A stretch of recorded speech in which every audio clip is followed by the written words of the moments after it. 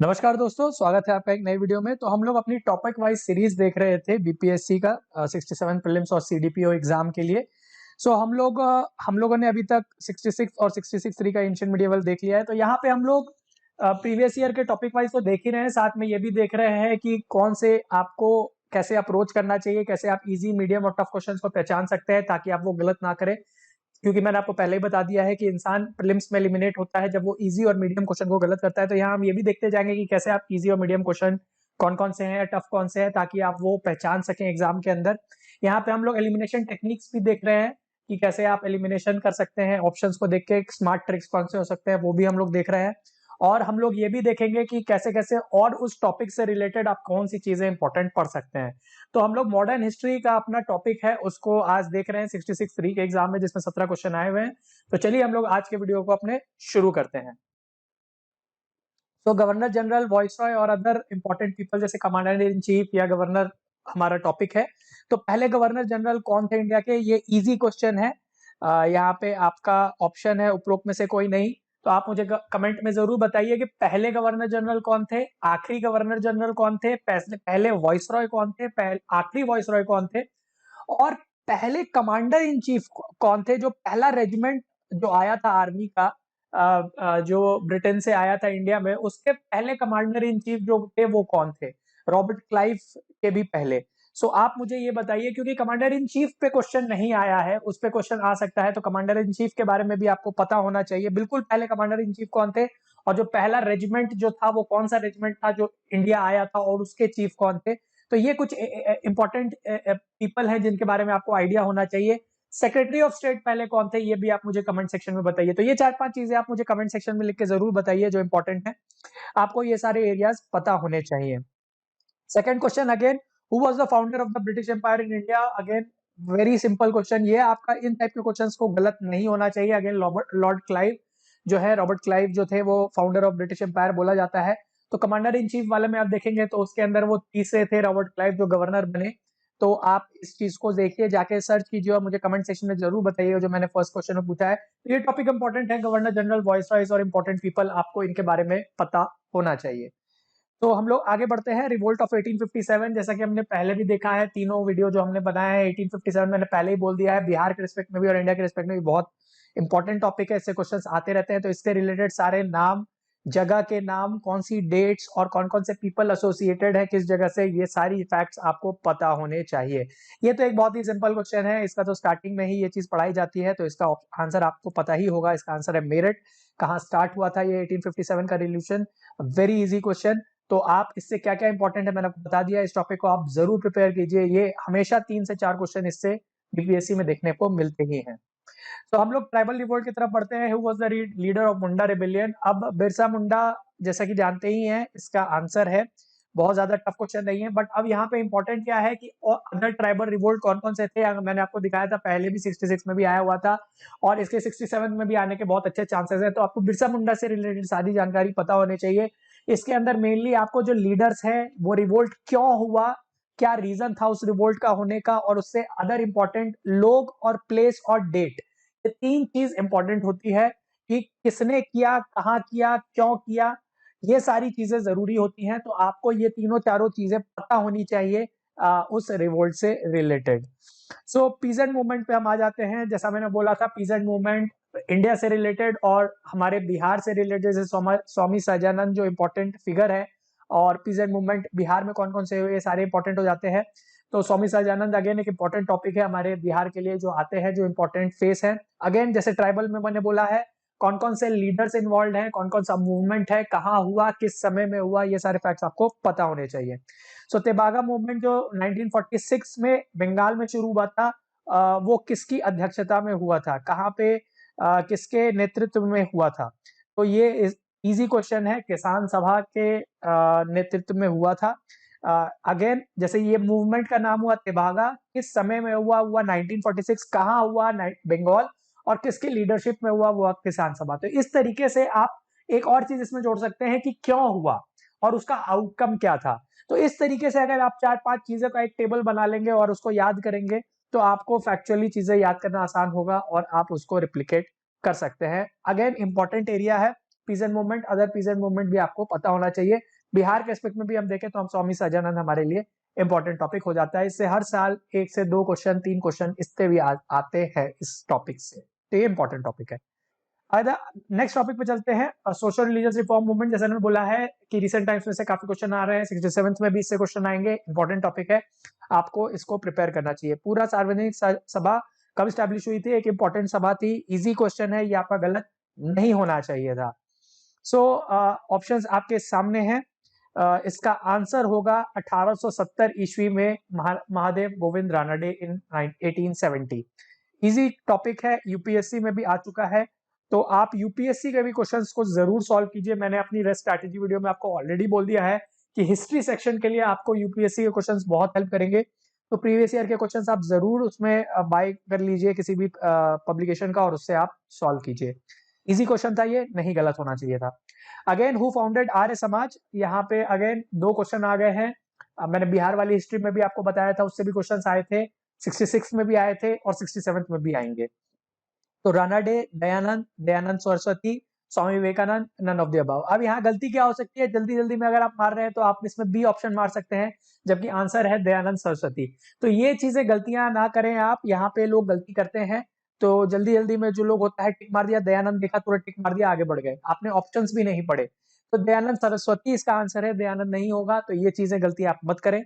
तो ये छोटी छोटी जो मिस्टेक्स हैं, जैसे ये सिंपल क्वेश्चन है और ये सिंपल मिस्टेक है जहां आप कर सकते हैं, ये आपको बहुत सारे लोगों के पीछे ले जाएगा और आप फिर इसी क्वेश्चंस की वजह से आप फेल होते हैं। तो यही रीजंस हैं, इन छोटी छोटी गलतियों को नहीं करना है हमें। अगेन, ये इंपॉर्टेंट टॉपिक है, मैंने बता दिया है, ये से आपको 2 से 3 क्वेश्चन आपको एग्जाम में जरूर आते हैं। Again, first in India important people awards, first recipient of Bharat Ratna. ये एक जीके टाइप का क्वेश्चन है, जैसे मैंने पहले भी बताया था, बिहार की हिस्ट्री में पहला गवर्नर, पहला सीएम, पहली मूवी, इस टाइप के क्वेश्चंस आते रहते हैं। तो पहले रिसिपिएंट ऑफ भारत रत्न कौन थे? ये अगेन इजी क्वेश्चन है, लेकिन डिपेंड करता है कि आपने इसके बारे में पढ़ा है कि नहीं, क्योंकि ये जीके टाइप का क्वेश्चन है। तो आपको अगर आपके इसके बारे में अवेयरनेस है तो ये आपके लिए इजी होगा, वरना ये डिफिकल्ट भी हो सकता है, क्योंकि बहुत सारे लोगों को इसका आंसर नहीं भी पता हो सकता है। तो इसको मैं एक मीडियम कैटेगरी में रख सकता हूँ, क्योंकि बहुत सारे बार लोग जीके नहीं पढ़ते हैं। तो इसका आंसर है एस राधाकृष्णन। आप मुझे कमेंट सेक्शन में अगेन बताइए कि कौन से वो 3 लोग थे जिनको भारत रत्न मिला था सबसे पहला, और किस साल में मिला था, ये आप मुझे बताइए कमेंट सेक्शन के अंदर। तो ये क्वेश्चन था। Education during British rule, in the year 1902 Lord Curzon appointed 2 Indian members, a university commission was constituted by including who were they। ये एक टफ क्वेश्चन में आएगा, क्योंकि ये बहुत बार लोग नहीं पढ़ते हैं इतनी डेप्थ में, तो इसको मैं एक टफ क्वेश्चन के अंदर काउंट करूंगा। तो ये अगर आप गलत भी कर रहे हैं तो ये उतना आपको नुकसान नहीं करेगा। बट यहाँ पे हम थोड़ा ट्रिक देखते हैं कि इसको हम सॉल्व कैसे कर सकते हैं। मान लीजिए हमें नहीं भी आता है, तो एटलीस्ट हम इसके चांसेस कैसे बढ़ा सकते हैं अपने आप को सही करने के लिए। अब आप जानते हैं कि गवर्नमेंट के अगेंस्ट में गवर्नमेंट एक कमेटी बना रही है, और उसके अंदर अगर वो लोगों को अपॉइंट कर रही है, तो वो उन्हीं लोगों को अपॉइंट करेगी जो उनके व्यू को आगे बढ़ाने में मदद करे। वो कभी ऐसे लोगों को कमेटी में नहीं डालेगी कि जो उनके व्यू को नहीं आगे बढ़ाएं। तो आप इस तरीके से देखिए कि ए ऑप्शन में लिखा हुआ है बाल गंगाधर तिलक। आपको पता है कि वो लाल बाल पाल जो है वो गवर्नमेंट के अगेंस्ट थे, तो यहाँ पे ये आप एलिमिनेट कर सकते हैं ए ऑप्शन को। ग्रीन स्टैंड के लिए माना जाना जाता था ब्रिटिश के अगेंस्ट, तो यहाँ पे ए ऑप्शन तो नहीं हो सकता। उसी तरीके से बी ऑप्शन में आप देखिए, रास बिहारी बोस अगेन एक रेवोल्यूशनरी थे जो अगेंस्ट थे ब्रिटिश के। तो अगेन ब्रिटिश कभी भी एक रेवोल्यूशनरी को तो अपनी कमिटी में नहीं बैठाएंगे, तो वो भी खत्म हो जाता है आंसर। अब सी और डी ऑप्शन में बचता है या ई हो सकता है। अब यहाँ हम देख रहे हैं सी और डी ऑप्शन में 2 बार सैयद हुसैन बिलग्रामी लिखा हुआ है, तो जहां पे भी आपको 2 ऑप्शन दिखे वहां पे चांसेस हाई होते हैं कि उन दोनों में से ही कोई एक ऑप्शन आंसर हो सकता है। तो उस तरीके से अगर आप कहें कि ए और सी में भी सुरेंद्र नाथ बैनर्जी हैं, बट क्योंकि हम लोग ए पहले ही एलिमिनेट कर चुके हैं, तो आपका वो प्रॉब्लम भी घट जाती है। यहाँ बचता है हमारा कि सी और डी है। तो अब यहाँ चांसेस की बात हो रही है, क्योंकि आपको कोई आइडिया नहीं है, आप सिर्फ लॉजिक से इस क्वेश्चन को अटेम्प्ट कर रहे हैं। तो मैं आपको अप्रोच बता रहा हूं कि आप अप्रोच कैसे करेंगे इसको सॉल्व करने में। जब मान लीजिए आपको कुछ नहीं आता है तो लॉजिक कैसे लगाना है, वो चीजें मैं आपको बता रहा हूं। तो आप सी और डी में देख सकते हैं, ई नहीं होगा क्योंकि आपने मान लिया कि दोनों ऑप्शन में दिया हुआ है सैयद हुसैन बिलग्रामी, तो वहां पे आप मान लीजिए कि सी और डी में से ही कोई मारना है आपको।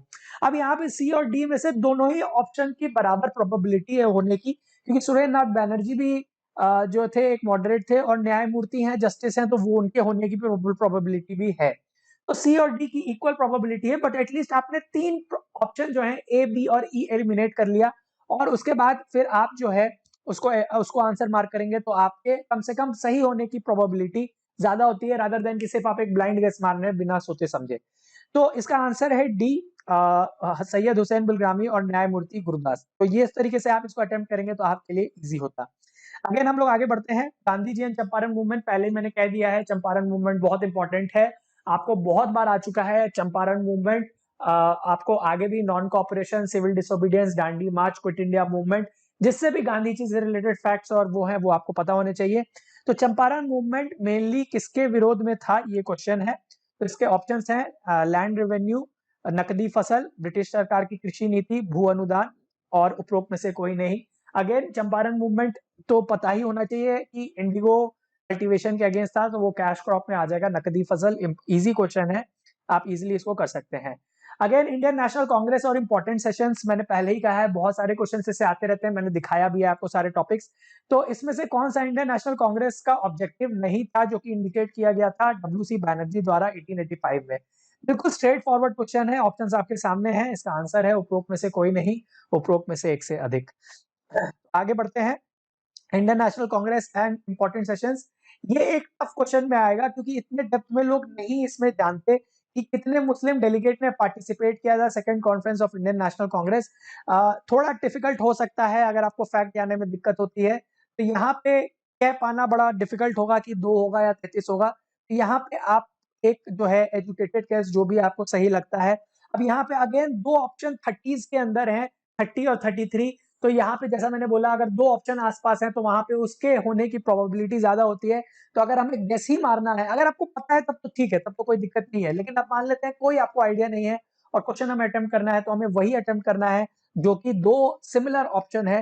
तो 30 और 33 में से कोई भी आप एक मार के अपने ऑप्शंस बढ़ा सकते हैं। यहाँ पे 33 आंसर है और ये आपका आंसर सही होगा। तो अप्रोच सीखिए, टॉपिक पकड़िए और ये जानना सीखिए कि कौन सा इजी और कौन सा डिफिकल्ट है, ताकि आप एग्जाम में अगर आपको नहीं भी आता है तो आप अपने पास होने की प्रोबेबिलिटी बढ़ा सकें।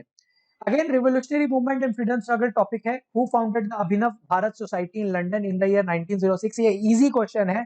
अगेन इसका आंसर बिल्कुल स्ट्रेट फॉरवर्ड क्वेश्चन है, कोई भी अगर पढ़ रहा है रेवोल्यूशनरी मूवमेंट वो इजीली बता सकता है। इसका आंसर वी.डी. सावरकर है।